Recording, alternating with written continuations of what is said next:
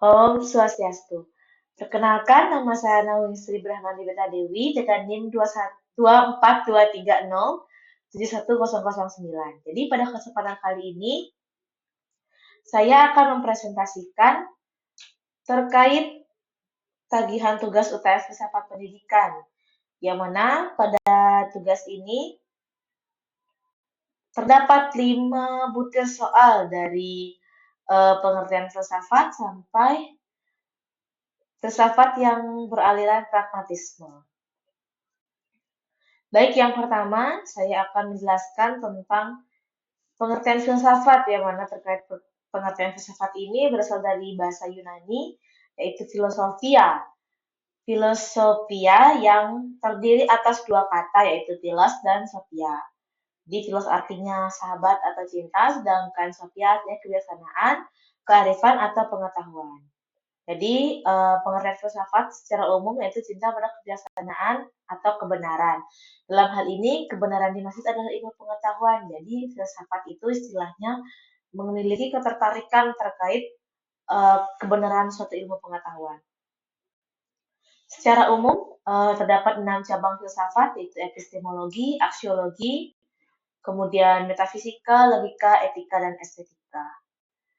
Jadi pertama saya jelaskan bahwa epistemologi secara umum itu pengetahuan terkait asal mula, struktur, dan validitas yang dapat membentuk pengetahuan manusia. Kemudian aksiologi itu yang membicarakan tentang tujuan tentang ilmu itu sendiri dan bagaimana manusia itu menggunakan ilmu. Kemudian metafisika itu membahas tentang realitas sesuatu yang ada di bumi ini.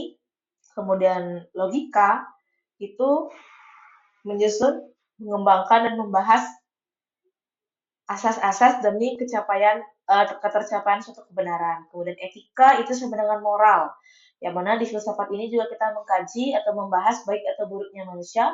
Kemudian yang terakhir estetika, itu dia berkaitan terkait keindahan yang mana di dalam suatu ilmu pengetahuan juga memiliki estetika atau keindahannya tersendiri. Selanjutnya terdapat karakteristik dari suatu filsafat itu secara umum ada 3, yaitu menyeluruh, mendasar, dan spekulatif.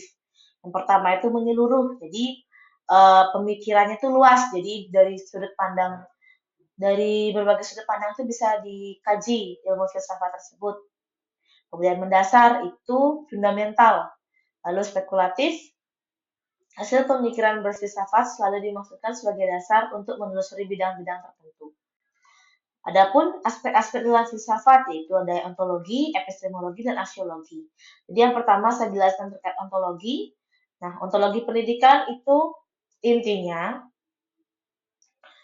mempelajari terkait sifat dan struktur realitas dalam konteks pendidikan. Misalnya, aspek utama ontologi pendidikan itu konsep dasar pendidikan, realitas, entitas, konsep pengetahuan, nilai dan tunjukkan, serta perubahan.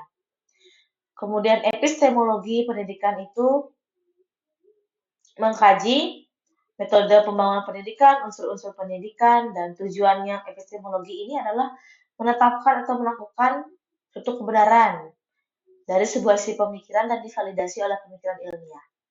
Selanjutnya ada aksiologi. Aksiologi pendidikan itu berkaitan erat dengan etika dan estetika. Kemudian soal selanjutnya itu mengkaji terkait tujuan filsafat pendidikan, itu ada 3, yaitu inspirasional, investigatif, dan perspektif. Jadi yang pertama saya membahas yang inspirasional.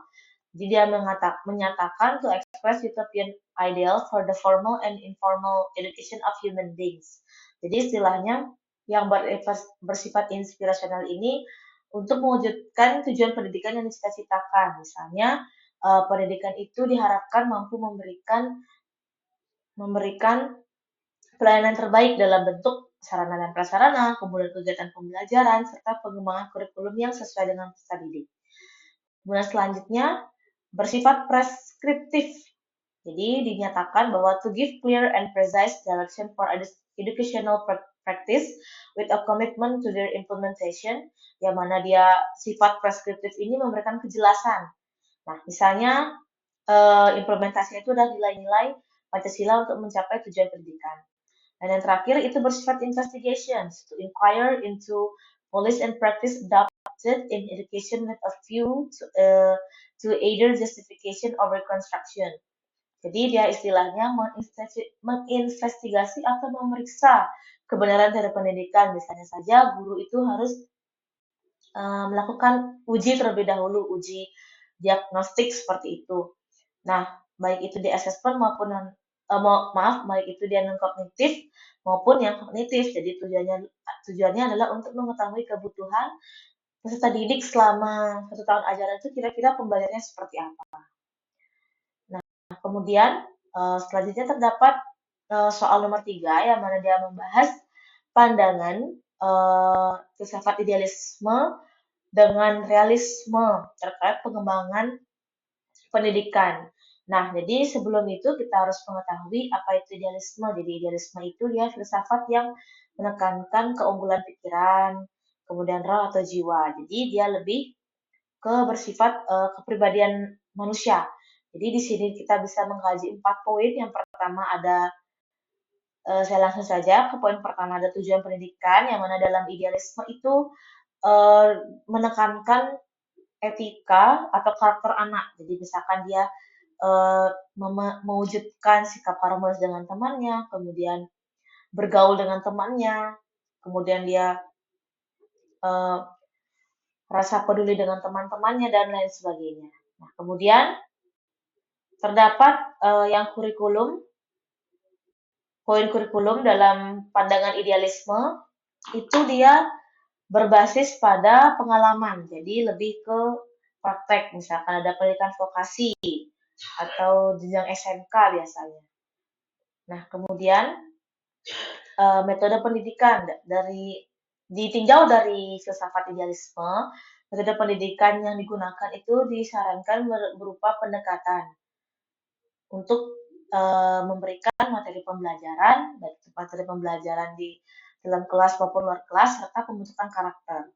Kemudian selanjutnya ada peran pendidik terhadap peserta didik. Jadi dalam ajaran idealisme di sini diharapkan pendidik itu harus dapat menghargai keberadaan murid, kemudian penuh keikhlasan membimbing mereka dan sebagai pribadi yang menyenangkan.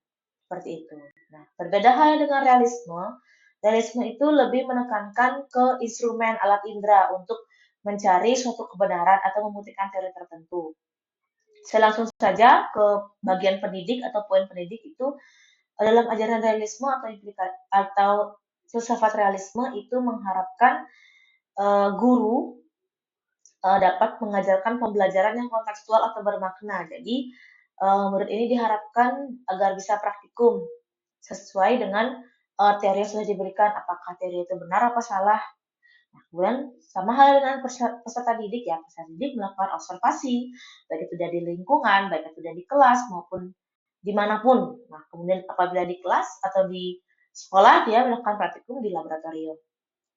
Nah, kemudian terdapat kurikulum. Nah, realisme ini dia pengembangan kurikulum ini juga harus disesuaikan dengan kebutuhan murid dan guru. Dan terakhir, metode pendidikan sama halnya dengan kebutuhan pendidik dan peserta didik itu menggunakan observasi. Jadi untuk mengungkapkan suatu teori agar hasilnya valid atau real.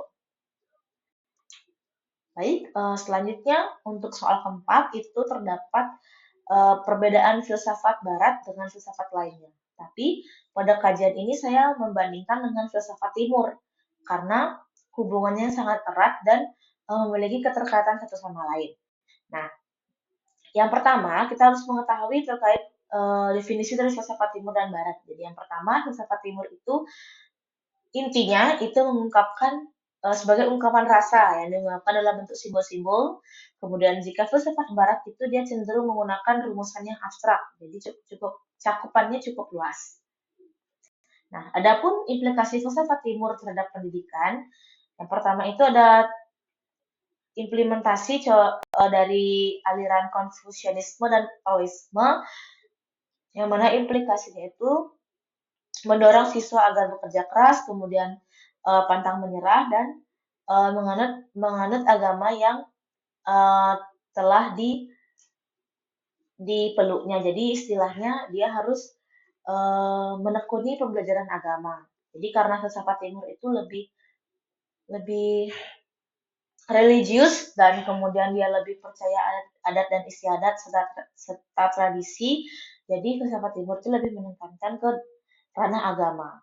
Nah, kemudian filsafat Confucius ini juga memiliki pemikiran demokratis, misalnya memberikan kesempatan peserta didik untuk melakukan eksperimen. Kemudian untuk Taoisme lebih ke moral, jadi untuk penilaian moral atau etika ini sudah ada sebenarnya dari dulu, hanya saja ini dalam bentuk pengimplementasian dalam kurikulum, misalkan K13 dan kurikulum Merdeka itu berupa P5 atau proyek penguatan profil Pancasila.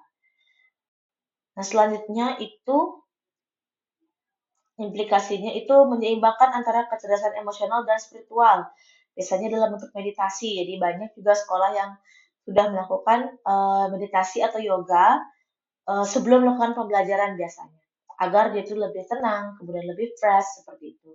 Kemudian yang terakhir itu penerapan hubungan antara manusia dengan alam. Jadi misalkan itu ada implikasinya pelajaran tentang kimia hijau. Nah, selain kimia hijau juga ada pembelajaran yang lainnya, misalnya dia kegiatan kokurikuler, misalnya ke daerah-daerah daerah bukit, daerah daerah sungai misalnya. Jadi misalkan misalnya di sungai ada pencemaran limbah atau tidak, kemudian menguji kadar pH dari air limbahnya atau bagaimana seperti itu. Nah, kemudian yang terakhir itu ada implikasi filsafat barat terhadap pendidikan. Jadi ada 3 poin di sini, yaitu fokus pada rasionalisme, pengetahuan objektif, dan guru sebagai penyampai informasi. Nah, kemudian soal terakhir itu terdapat aliran filsafat pragmatisme yang mana kita harus ketahui pragmatisme itu memiliki penekanan terhadap praktik, pengalaman, dan konsekuensi dalam menemukan kebenaran. Jadi yang pertama itu memiliki pengalaman sebagai basis pendidikan. Jadi dalam pragmatisme ini dia lebih menekankan ke kompetensi atau kemampuan yang dimiliki oleh peserta didik. Misalkan kalau dalam SMK dia vokasi, misalnya perhotelan, tata boga, ada farmasi. Jika di SMA, misalkan dia kompetensinya dalam bidang IPA, IPS maupun bahasa Indonesia seperti itu. Kalau misalkan dalam bidang di SMP itu apakah dia kompetensinya dia baik dalam literasi, numerasi dan lain sebagainya. Nah, kemudian selanjutnya terdapat pandangan tentang peran guru. Jadi dalam pragmatisme itu guru itu disampaikan fungsinya itu sebagai orang yang memberikan dan menanamkan pengetahuan pada murid. Nah, kemudian pandangan tentang peserta didik itu siswa yang belajar dari permasalahan yang perlu dipecahkan. Jadi misalkan dia diberikan masalah, kemudian dia secara berkelompok memecahkan permasalahan seperti itu. Kemudian pandangan tentang kurikulum. Jadi menurut pragmatisme, kurikulum itu seharusnya tidak dibatasi seperti itu atau tidak dibagi. Jadi mengacu pada kebutuhan siswa. Dan yang terakhir pandangan tentang metode pendidikan. Jadi dari aliran pragmatisme ini metode pendidikan yang diberikan itu lebih ke pembelajaran bermakna. Dan yang terakhir adalah tokoh-tokoh pencetus filsafat pragmatisme. Jadi ada 4 tokoh yang saya dapatkan dari berbagai sumber, yaitu Charles Sanders Peirce, John Dewey, William James, dan Richard Rorty. Nah, baik, sekian dari presentasi saya. Apabila ada kesalahan baik disengaja maupun tidak disengaja, mohon dimaafkan. Saya tutup dengan Parama Santi. Om Santi Santi Santi.